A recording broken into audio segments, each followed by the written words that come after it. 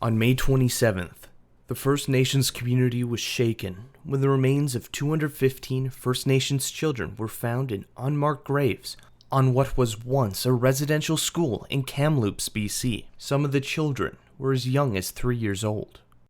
And the 751 unmarked graves uncovered at a cemetery near a former Indian residential school in Saskatchewan. These are the voices of our First Nations, pained by the loss, frustrated by systemic racism and oppression, and the stories of survivors who lived through horrific conditions at these schools. Okay, my name is Vivian, and I'm originally from Kenora, Ontario, and I did attend the Cecil Jeffrey Indian school that was run by the Presbyterian Church and later on by the federal government. I was there for about 3 to 4 years, and all my brothers and sisters also attended the same school. My dad also attended the same school. My mom attended the Catholic school in the same area, so I'm a second generation survivor. So yeah, it's very close. This kind of news is very close to you and your family then. Yes. So what was your reaction when this news came out? I think it just affected everybody the same way. It brought us back to the past, and it opened a lot of old wounds that are never gonna. I don't think that they're gonna heal. And I was really thinking about that. Why did it affect me so bad, and why did it affect all of us? And I think it was just like it brought us back to that time when we were in that dorm. It was really weird how it affected us, that sense of lonesomeness and that longing to go home and knowing you can't. That's what got to me. I think that's what for me, that's what it got. It affected me. Remembering how I used to sit in that dorm home looking out the window and thinking, I want to go home. I was only about 5 or 6 years old, and I was thinking, I want to go home. And there used to be a train nearby, and I used to hear it at night, and I used to think, imagine myself being on that train going home to my mom and dad. I think that's what really triggered me, that longing to go home. I want to go home. And I think this is what these little this is what I felt these little kids need to do. They all need to go home. Not only the 215, but all the rest that are going to be found. They need to be brought home. Those that are hearing this news and this horrors, what would you like to tell them about this experience? What do you hope they learn to understand from this? I wrote something earlier on Facebook. I was saying, just imagine if you were there. But I went further on. Just imagine if you were there. But they can't. They really can't. It's only us survivors who know what it was like. I appreciate that you asking me to share my story, and I've healed enough and strong enough to share my story. But for others, if they really want to learn, don't go up and ask a survivor, because you don't know what state of healing they are at right now, especially now with the story is opening up a lot of wounds. You may do more damage to a survivor asking them if they want to share their story. There's a lot of books and information and a lot of other places where you can maybe talk to other survivors that are healthy enough to do healing without them doing any more damage.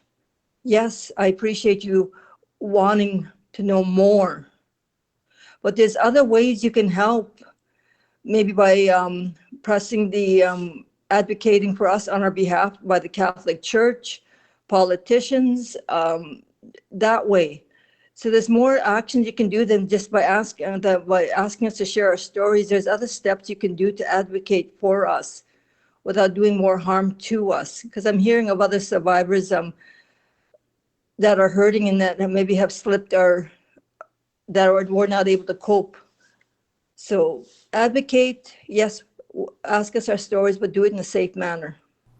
So, what are your thoughts on that news from the Presbyterian Church that came out, and the news from the Catholic Church that they're from Kamloops, they're not giving out the documents that people are looking for? Well, I guess, what are your thoughts on that, and what sort of action would you and maybe your family have talked about would like to see from these individuals who perpetuated these atrocities? With the Presbyterian Church, or with the church that my siblings went to, I've talked to them. They want the graves dug up. They want them searched. I was really surprised to hear that from my family members, because they don't really talk much about what happened there, and I understand why. But I was really surprised how strongly that they came out wanting the graveyards searched at Cecil Jeffrey and at St. Mary's Catholic School in Kenora. And Richard Green, who's been doing a lot of work in the Treaty 3 area, he's been doing a really great job of getting our voices out there and doing ceremonies. So there's a lot of work going ahead. And with the Presbyterian Church, yes, they run the schools and everything else, but they're actually taking steps to put action behind their words. Like they're actually I think they're going to be willing to put money to do the search, which is really appreciative. They're not waiting to be asked. They're willing to go ahead and put the money there. And the Catholic Church, I really feel sorry for the people that attend the Catholic Church, because they're refusing to apologize. They ran about 70% of the schools, and we shouldn't have to be begging for an apology. Now that if we have to beg for apology, it's meaningless. And by refusing to turn over documents, refusing to apologize, you're not letting us heal that wound that needs to be healed. As I said on my page, reconciliation, action needs to be done. And I don't see no signs of reconciliation on behalf of the Catholic Church if they're refusing to apologize. If we have to sit at churches for 10 hours, like me and Grandma Shingoose did about 2 weeks ago, we waited for close to 10 hours for Gagne to show up. 10 hours in the heat, 2 elderly residential school survivors.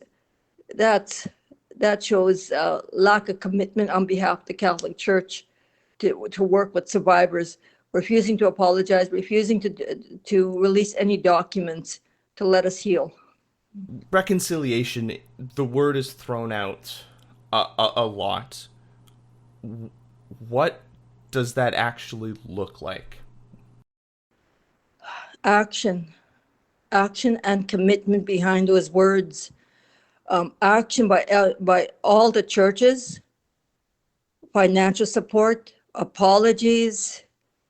There was one church, I think, I'm not sure where, but there was a survivor left shoes on the church steps, and one of the priests went threw them out in the garbage, and there was an uproar, and then the priest apologized, and then they put the survivors and that put more shoes there, and the priest said that the reason and that he was upset because they weren't new shoes, that they were used shoes, and then he was upset. Like that really got to me, because it doesn't matter if it's used shoes at a church, it's the action, and you don't place your ways on us of how to heal.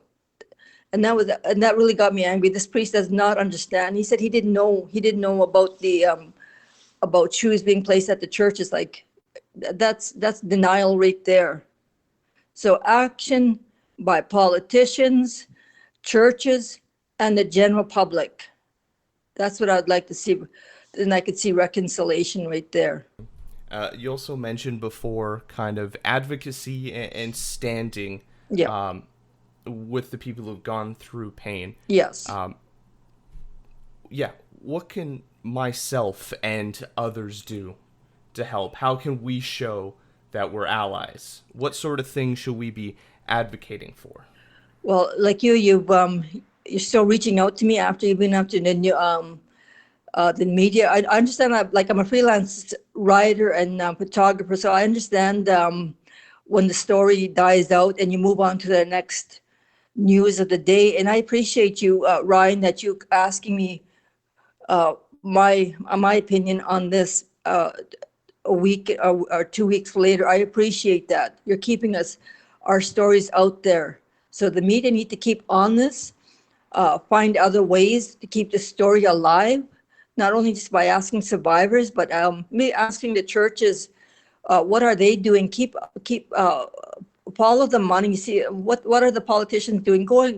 Find other angles of the story, pictures in that. So find ways to keep the story alive and keep us going. Yeah, and and for people that see elders like standing up like Grandma Shingoose, Yeah. you know, us young people should be doing that instead. Not letting the elders sit out in the heat like that. Yeah. But there's a lot of young people that was buying us food and making sure that we got water. So there was a lot of youth out there supporting us. That's good to hear. Yeah. That's good to hear. And that hockey player yeah. Yeah. So we just got to continue to make sure those in power do not forget.